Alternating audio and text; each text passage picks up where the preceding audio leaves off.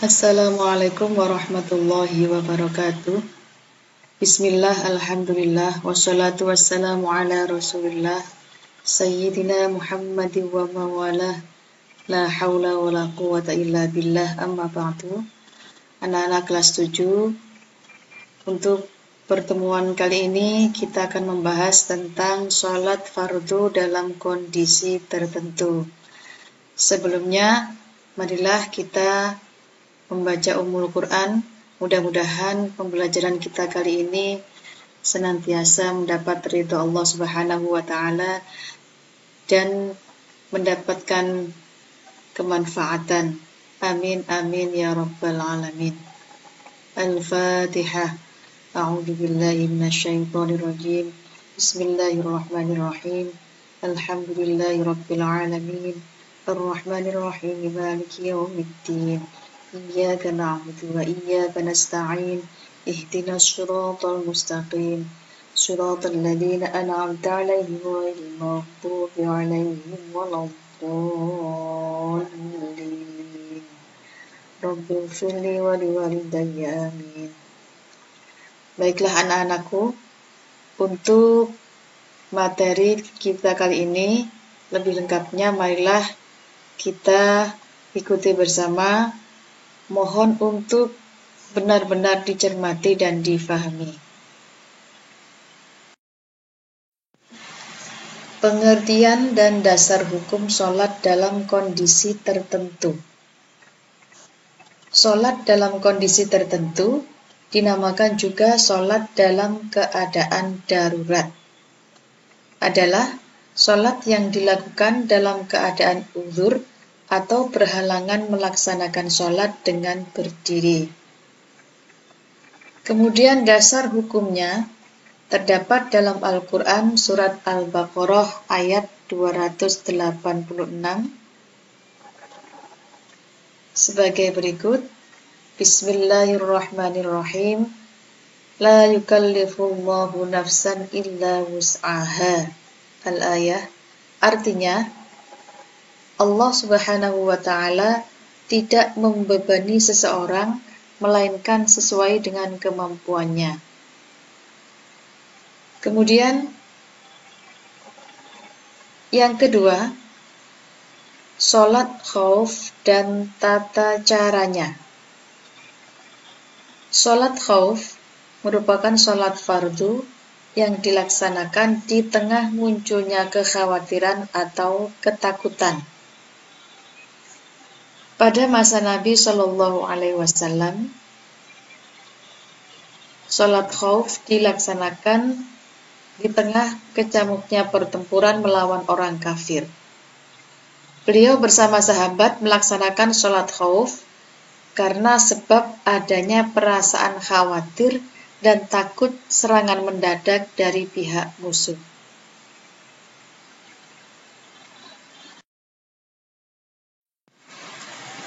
Adapun tata caranya sholat khauf.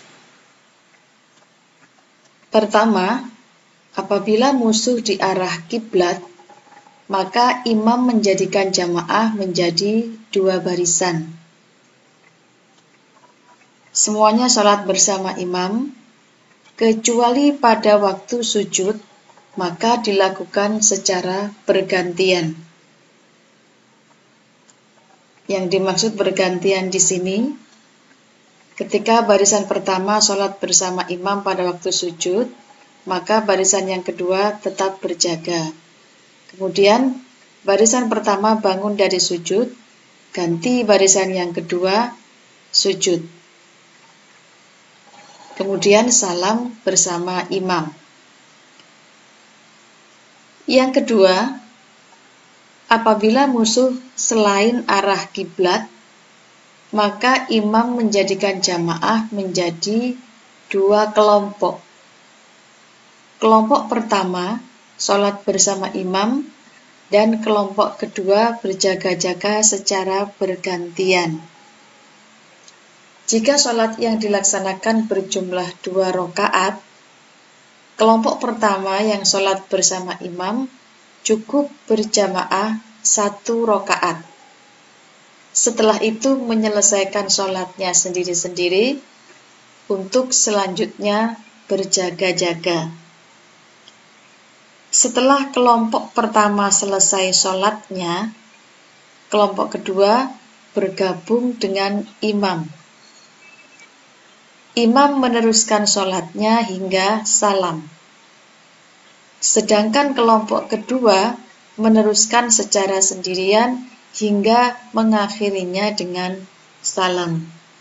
Demikian tata cara untuk melaksanakan sholat khauf.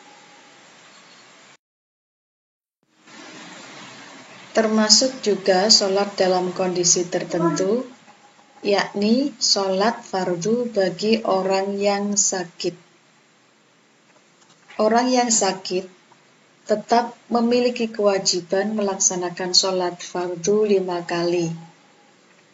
Kelonggaran yang dimiliki jika orang yang sakit sulit untuk berdiri atau dikhawatirkan akan semakin parah.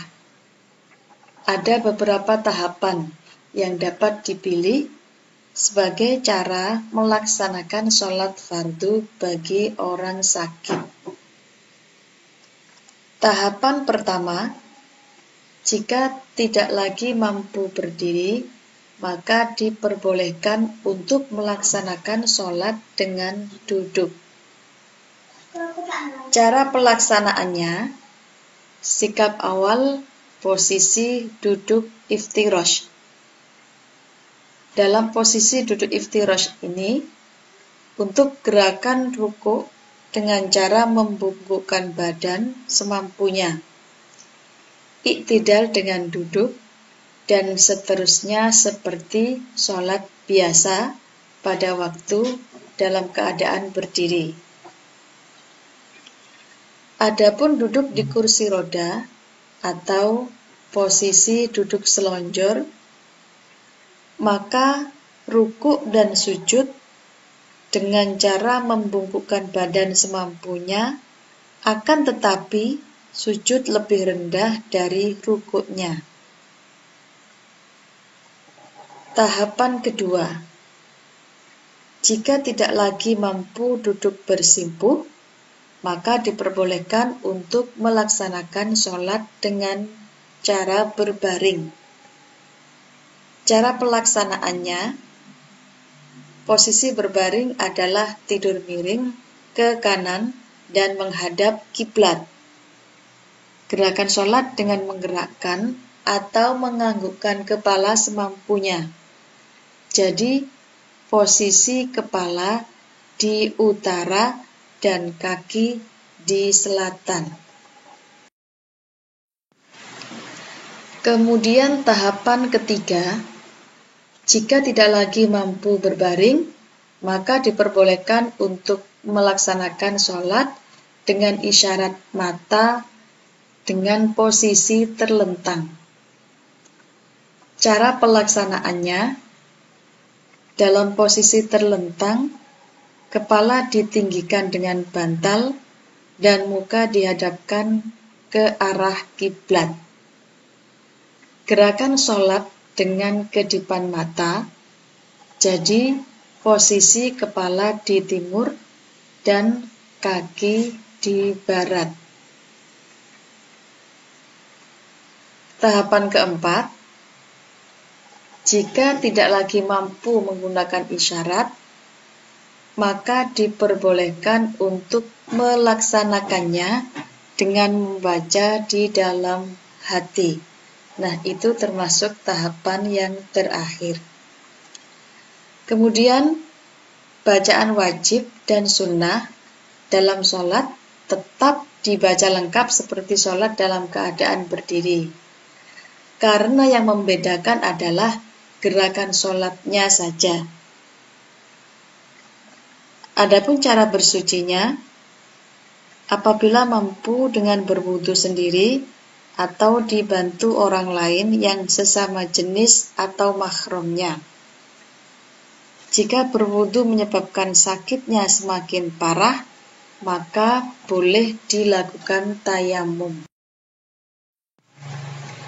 Selanjutnya, yang termasuk sholat dalam kondisi tertentu, yakni sholat fardu di atas kendaraan.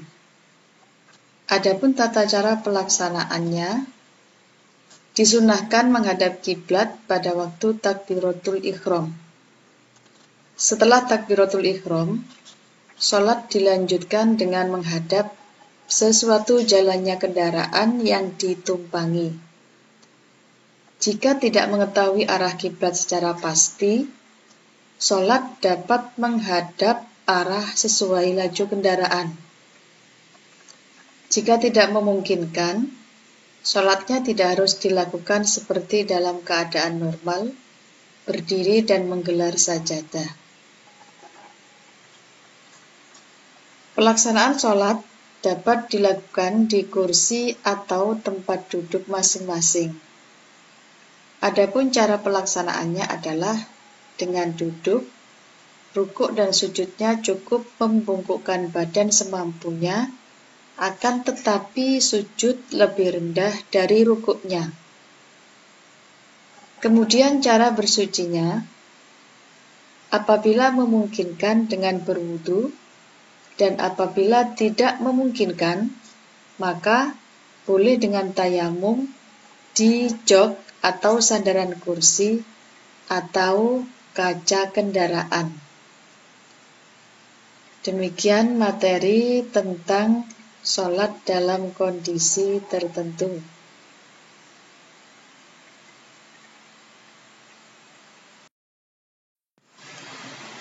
Sebagai akhir pembelajaran dan untuk mengukur kefahaman anak-anak, kerjakan latihan soal berikut ini.